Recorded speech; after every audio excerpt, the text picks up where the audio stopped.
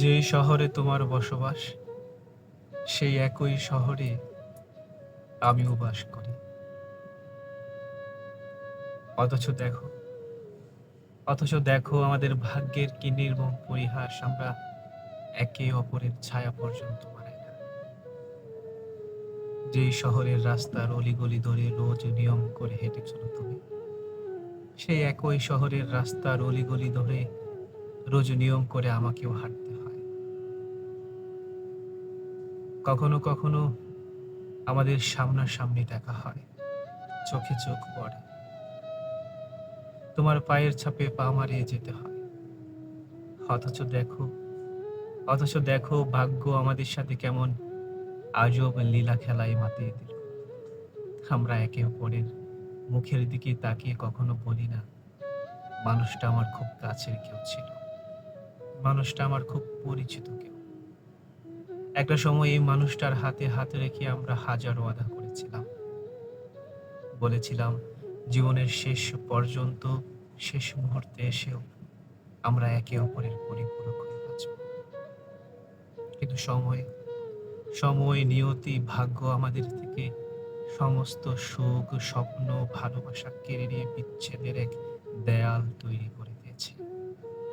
যেই দেয়ালের প্রাচীর এতই উঁচু, যেখানে আমরা একে অপরকে টপকে গিয়ে আগলে ধরে বাঁচতে পারবো না।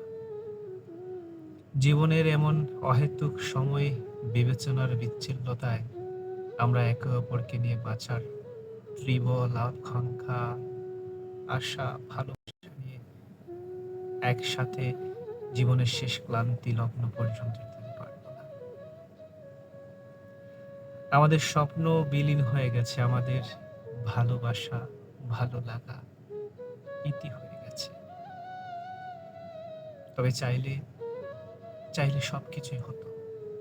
একটা সুন্দর সংসার, একটা সুন্দর ঘর, একটা সুন্দর স্বপ্নের বাস্তবায়ন, চাইলে সবকিছু হতো। তুমি চাইলে না, আর আমিও আমিও তোমাকে জোর করে আঁকড়ে রাখিনি। ভুলটা দুই প্রান্ত থেকেই ছিল। ভালো তুমিও বেসেছো, ভালো আমিও বেসেছিলাম। কিন্তু কিন্তু তারপরেও এক আমাদের মধ্যে এক চলে যাওয়ার আগমন করেছিল দুইজনের দুই দিকে। দূরত্বের দেয়াল এতই প্রাচীর হয়ে দাঁড়িয়েছে, সেখানে সেখানে এখন একত্রিত হওয়ার স্বপ্ন দেখা একটা বিলাসিতার সমতুল্য। আমরা আমরা তাই নিজের মতোই পাচ্ছি, নিজেকে নিয়েই পাচ্ছি। এই নশ্বর পৃথিবীতে বিচ্ছেদের ঘটনার প্রবলে পড়ে আমাদের ঘটনাটাও ধূলিসাৎ হয়ে যাবে।